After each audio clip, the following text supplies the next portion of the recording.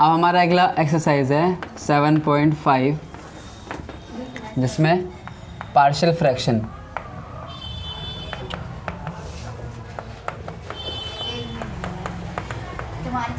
Partial fraction जो है देखो ध्यान से, मैंने बताया था इंटीग्रेशन को सॉल्व करने के हमारे पास 3 मेथड है। पहला मेथड कौन सा था? Substitution method. दूसरा कौन था? Partial fraction. तीसरा आएगा हमारे पास इंटीग्रेशन बाय पार्ट्स। तो ये दूसरा मेथड है, यानी इंटीग्रेशन करने को इंटीग्रेशन करने का ये दूसरा तरीका। और अभी जो हमने कुछ फॉर्मूले पढ़े थे ना, वो स्पेशल फॉर्म थे, जो 6 फॉर्मूले पढ़े थे कि हाँ उस फॉर्म से भी हम सॉल्व कर सकते हैं अगर वैसे फॉर्म बनता है तो। बट ये पार्शियल फ्रैक्शन काफ़ी इंपॉर्टेंट एग्जाम में जरूर आता है, ठीक है। तो ध्यान दो जरा, पहले थोड़ा सा मैं आइडिया देता हूँ कि पार्शियल फ्रैक्शन में कैसे बांटते हैं फंक्शनों को।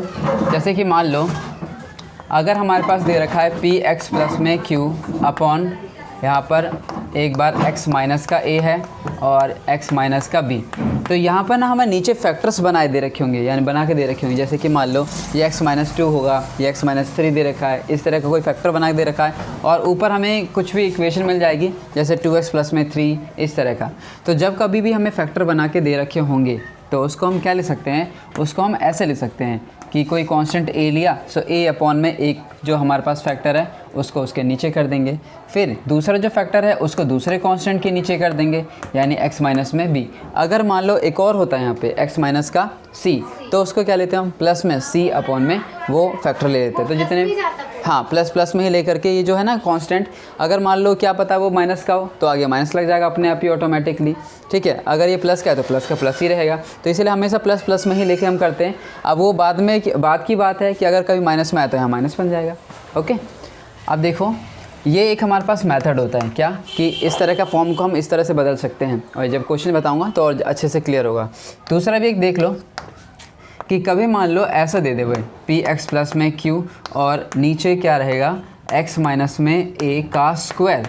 अब किसी एक फैक्टर का स्क्वायर कहने का क्या मतलब है कि x माइनस a इंटू में x माइनस a, वो 2 बार फैक्टर रिपीट हो रहा है, ठीक है। तो उसको कैसे लिखेंगे हम?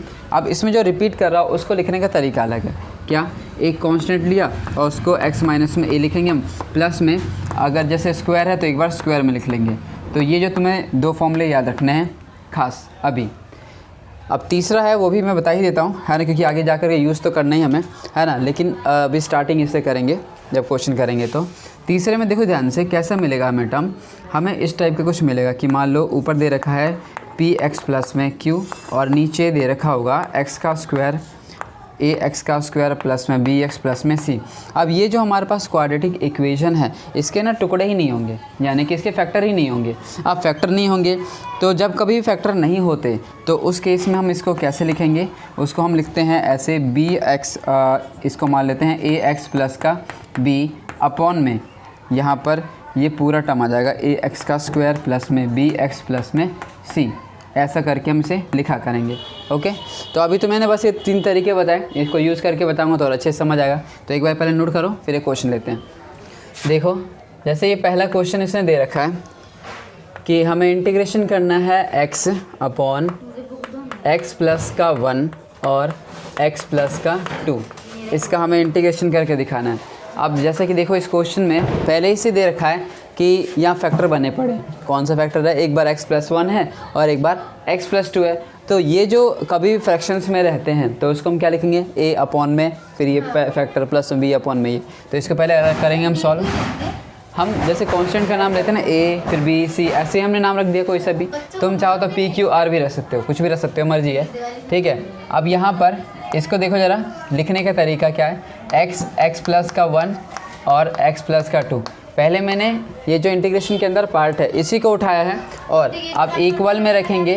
हाँ अभी हटा करके मतलब इसके अंदर वाले पोर्शन को लिया बस। अब a अपॉन में क्या रखेंगे हम? x प्लस का 1 प्लस में b अपॉन 1 ही तो है यहाँ पे, तो ये आ गया हमारे पास x प्लस का 1 और b अपॉन में x प्लस का 2, ये आ गया। अब समझो इसके साथ पहले एलसीएम लो, इसका अगर एलसीएम ले लेंगे तो क्या आएगा? x प्लस का 1 और x प्लस का 2, ये इससे मल्टीप्लाई हो जाएगा, ये इससे मल्टीप्लाई हो जाएगा, ये अगर इससे मल्टीप्लाई होगा तो ये आ जाएगा a इंटू एक्स प्लस का 2 प्लस में b इंटू एक्स प्लस का 1। ये बना। इधर क्या चल रहा है? इधर चल रहा है x अपॉन एक्स प्लस का 1 और x प्लस का 2, ये चल रहा है। इसको देख ध्यान जरा, नीचे सेम ही तो है, सेम अगर है तो इसे काटा जा सकता है, तो इसको मैं यहाँ से काट लेता हूँ। तो इधर क्या रह गया, x इज़ इक्वल टू में a इंटू एक्स प्लस में 2 और प्लस में b इंटू एक्स प्लस 1 का, ये रहा x प्लस 1। अब अभी नहीं निकली x की वैल्यू, सॉल्व करेंगे, a को मल्टीप्लाई करेंगे, b को मल्टीप्लाई करेंगे और हम फिर कंपेयर करेंगे, जैसे अभी कंपेयर कर रहे थे ना वैसे ही बिल्कुल करेंगे। हाँ, लाइक टर्म्स को कंपेयर करेंगे और उस तरीके से सॉल्व करा जाएगा। तो यहाँ पर x इज़ इक्वल टू क्या आ जाएगा, ax प्लस में 2a प्लस में bx प्लस में b।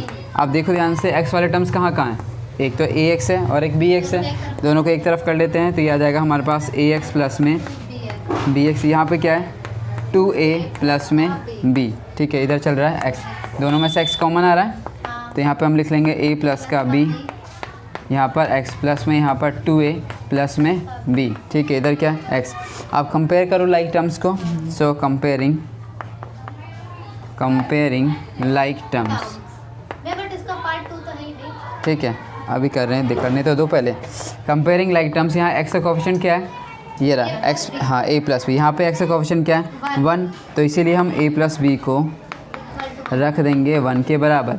और इसी तरह से कांस्टेंट को देखो, कांस्टेंट तो यहाँ दिख ही नहीं रहा, कांस्टेंट अगर नहीं दिख रहा तो हम 0 लिख सकते हैं, जब कांस्टेंट ना हो तो 0 तो बोल सकते हैं। तो इसका मतलब क्या है कि यहाँ पे 2a प्लस का b इज़ इक्वल टू 0 रखा जा सकता है, ठीक है। यहाँ पे देखो ध्यान से, इसमें हम b की वैल्यू निकाल सकते हैं या a की वैल्यू निकाल सकते हैं, तुम्हारी मर्जी है। मैं 2a को उधर भेज देता हूँ, सो b इज़ इक्वल टू आ जाएगा माइनस में 2a, तो जहाँ भी b होगा वहाँ माइनस 2a रख सकते हैं, कहीं से भी निकाल सकते हैं, क्योंकि हम इसको इसमें पुट करने वाले हैं, क्योंकि ये ज़्यादा आसान है सॉल्व करना है। यहाँ पे 0 है ना, इसी वजह से, तो इसीलिए b की वैल्यू यहाँ से निकाल के यहाँ डाल दो, चाहे तुम यहाँ से निकाल के इसमें रख लो, बात बराबर है, सेम ही चीज़ आएगा, दोनों से आंसर सेम ही आने वाला है, बट ये थोड़ा ज़्यादा शॉर्टकट है, इसीलिए हम इसको करेंगे। अब b की वैल्यू यहाँ पुट करते हैं माइनस में 2a, तो ये आ जाएगा a माइनस में 2a is equal to 1, minus 2a में से a के गया तो माइनस का a is equal to 1, so a की वैल्यू आ गई माइनस का 1, a की वैल्यू तो आ गई, b की वैल्यू क्या आएगी फिर, प्लस का 2, समझ गए, क्योंकि a की जगह -1 रखें तो माइनस प्लस 2, तो ये आ गया प्लस 2, तो a और b दोनों मिल गए हमें। तो ये तरीका होता है कि लाइक टर्म्स को कंपेयर करने का। अब मैं तुम्हें एक शॉर्टकट बताऊंगा, देखो ध्यान से। अच्छा, जिसे समझना नहीं हो अपने आँख कान बंद कर लें। हाँ, नहीं बताऊंगा, मैंने कहा पूछा नहीं तुमसे, वीडियो में रिकॉर्ड हो रहा सब। देखो ध्यान से सुनो। तो जैसे कि एक ये मेथड था हमारे पास कि कोफिशिएंट को कंपेयर करके, है ना, हम इस तरह से निकाल सकते हैं। ये जनरल मेथड तो हमेशा एप्लीकेबल रहेगा ही रहेगा, लेकिन शॉर्टकट मेथड ये है कि अगर जब कभी भी ऐसे फैक्टर्स हमें दे रखे हों, ठीक है, तो अब तुम चाहते हो कि a की वैल्यू मिल जाए, फटाफट जल्दी जल्दी से निकाल लें हम, तो a की वैल्यू b की वैल्यू निकालने का तरीका बताता हूँ कि इसके नीचे जो भी टर्म रहे ना, मतलब a के नीचे क्या है, x प्लस का 1 है, इसको पुट कर देना 0 के बराबर। तो अगर x प्लस 1 को हम 0 के बराबर रखेंगे, यहाँ लिख देता हूँ शॉर्टकट, ठीक है, तो अगर हम x प्लस 1 को 0 के बराबर रखेंगे तो x की वैल्यू क्या आएगी, माइनस का 1, तो ये x की वैल्यू आ गई -1। अब ये जो x की वैल्यू आई है -1, तुम क्या करो, जो ये रिलेशन आया है जो हमने यहाँ काटने के बाद लिखा था ना, इसमें पुट कर दो जहाँ भी x दिख रहा है, ठीक है। तो देखो ध्यान से, इस x की जगह रखेंगे हम -1, यहाँ पे देखो ज़रा, -1 यहाँ रखेंगे, -1 प्लस 2, तो क्या आएगा 1 आएगा, पॉजिटिव का 1 इंटू में a, तो यहाँ पे देगा a। यहाँ देखो ज़रा, माइनस का 1 और प्लस का 1 क्या देगा 0, तो ये पूरा टर्म 0 इंटू में ये टर्म खत्म, तो ये b वाला टर्म खत्म, तो आंसर क्या आ गया a इज़ इक्वल टू -1, तो ये a की वैल्यू आ गई डायरेक्ट, ठीक है। अब देखो ध्यान से b की वैल्यू निकालने का तरीका, ध्यान दो, तुम बार मेरी वीडियो ख़राब कर रही हो, इधर देखो पहले। हाँ, अब यहाँ पे क्या है कि a की वैल्यू अगर हमें निकालनी है, ठीक है, तो उसके नीचे वाला जो टर्म है ना हमारे पास, उसको 0 के इक्वल पुट कर देंगे। तो x प्लस 1 को हम 0 के बराबर रखेंगे, तो डायरेक्ट x की वैल्यू हमें मालूम चल गया कि 1 रखना, -1 रखना है। अब इस रिलेशन के अंदर जो ये इक्वेशन बना रखा है, चाहे या तो तुम इसमें पुट कर लो या इसका जो सिंप्लीफाई किया हुआ पार्ट है, मैं बोल लूँ पहले, हाँ, मैं कंप्लीट ख़त्म कर लूँ अपनी कहानी, ये समझ आएगा। हाँ, आप सुन लो मेरी बात, मैं बता रहा हूँ, ए बी किसी को भी निकाल सकते हैं पहले, ये तो सुन लो मेरी कहानी, पहले तुम पहले बोलने लग जा रही हो। देखो यहाँ पर हमें a की वैल्यू निकालना है, किसी की वैल्यू, चाहे तुम a की वैल्यू निकालो चाहे b की, कहीं से भी स्टार्ट करो। मैं a की वैल्यू निकालना चाहता हूँ तो उसके नीचे वाली वैल्यू को 0 के इक्वल पुट करना होता है। तो x+1 को 0 के इक्वल पुट किया, जहाँ से मैं x की वैल्यू मिल गई -1। अब ये -1 को उठा करके तुम इसी इक्वेशन में रख देना जो सिंप्लीफाई किया हुआ पार्ट है। इसमें रखोगे तो भी आंसर आएगा, बट तुम्हें बाद में फिर एलसीएम लेना ही पड़ेगा, काट पीट करना पड़ेगा। इससे अच्छा है कि जो तुमने सिंप्लीफाई कर रखा है उस पार्ट में रखो। तो यहाँ पे x की जगह क्या रखेंगे हम, -1 रखेंगे। देखो जरा, मैंने a की वैल्यू निकाला, ये x की वैल्यू -1 जो आई है, अगर इस x की जगह रखेंगे -1 तो -1 यहाँ आ गया, यहाँ पे -1 रखेंगे तो -1 और +2 क्या देगा, पुट करके दिखाओ क्या, ये देखो। अरे आपने बोला कोई बोला ही ना, हम कोई बोल नहीं रहा था, आप बोल कर रहे। नई नई एक्सप्रेशन से मालूम चल जाता ना, समझो ये शॉर्टकट ही है, अगर समझ गए तो बहुत आसान रहेगा। देखो ध्यान से, अगर हमारे पास जैसे कि a की वैल्यू निकालनी होती थी इसके टर्म वाली, तो वैसे ही है। नहीं बिल्कुल नहीं, इससे ज़्यादा आसान ये पड़ेगा। पहले समझने में तुम्हें दिक्कत आ रही है, लेकिन अगर ये समझ गए तुम इसे करोगे ही नहीं सॉल्व, तुम उसी से करोगे। ये तरीका बहुत आसान है कि अगर a की वैल्यू निकालनी है तो x कब आएगा, मान लो इसके नीचे पूरा टर्म जो है 0 कब बन सकता है, x की जगह क्या रखेंगे, यहाँ 0 बन जाए, बताओ, -1 रखने पे। अगर x की जगह -1 रखोगे तभी तो ये पूरा टर्म 0 बनेगा। तो -1 + 1 ये 0 बना सकता है जब x की जगह क्या हो, -1। तो इसी रिलेशन के अंदर जो सिंप्लीफाई किया हुआ पार्ट है उसमें x की जगह रख दो -1, ये लो। फिर यहाँ पे भी क्या रख देंगे, -1 + 2, तो यहाँ पे क्या रखेंगे b, -1 + में 1, ये कटा तो क्या बनेगा 0, तो ये पूरा टर्म खत्म। तो इसमें ना दूसरा वाला पार्ट हमेशा एलिमिनेट हो जाएगा अगर तुम मेरी a की वैल्यू निकालना चाह रहे हो, ठीक है। तो ये वाला टर्म पूरा खत्म, क्या आएगा, 2 में से 1 गया तो 1, तो ये आ जाएगा हमारे पास -1 इज़ इक्वल टू में -1, ये -1 है +1 है तो 1 आ गया ना, समझ आ रहा है।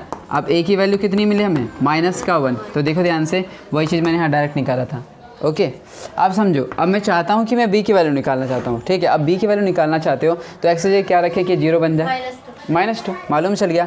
या तो ये तरीका है जैसे मैंने अभी रखे देखा कि x+2 को तुम 0 के बराबर रख देना, 2 को उधर भेजोगे तो -2 वैल्यू आएगी। तो दोनों तरीके हैं सोचने के, चाहे तुम यहाँ पे ये स्टेप मतलब करके दिखाओ या फिर डायरेक्ट सोच लो कि x की जगह क्या रखें कि 0 बन जाए। तो हमें मालूम चला कि x की जगह हमें रखना -2, तो बस इसी रिलेशन के अंदर जो सिंप्लीफाई कर रखा, जहाँ भी x दिख रहा है -2 डाल दो। तो यहाँ पे रखते हम इस x की जगह -2, यहाँ पर क्या आएगा a इंटू में -2 प्लस में 2, और प्लस में यहाँ पे क्या है b इंटू में -2 प्लस का 1। देखो ध्यान से, जब हम b की वैल्यू निकालना चाह रहे तो a वाला पार्ट हमेशा 0 होगा, है ना। जैसे हम इसमें कर रहे थे ना, a की वैल्यू निकालना चाह रहे तो b की वैल्यू 0 हो जा रही थी। तो ये इसकी खास बात है कि अगर तुम जिसकी वैल्यू निकालना चाहते हो उसको 0 बनाने के चक्कर में तुम्हें हर बार दूसरा वाला टर्म 0 बने का ही मिलेगा, ठीक है। तो बार बार तुम्हें ये डील नहीं करना पड़ेगा, सीधे कटा। तो यहाँ पे देखो -2 में से 1 गया तो क्या बचेगा, -1, तो -b बोल दूँ, तो माइनस से माइनस कटा तो b इक्वल टू क्या आ जाएगा 2। तो यहाँ से देखो ज़रा, a की वैल्यू और b की वैल्यू ऐसे निकाल सकते हैं हम शॉर्टकट से।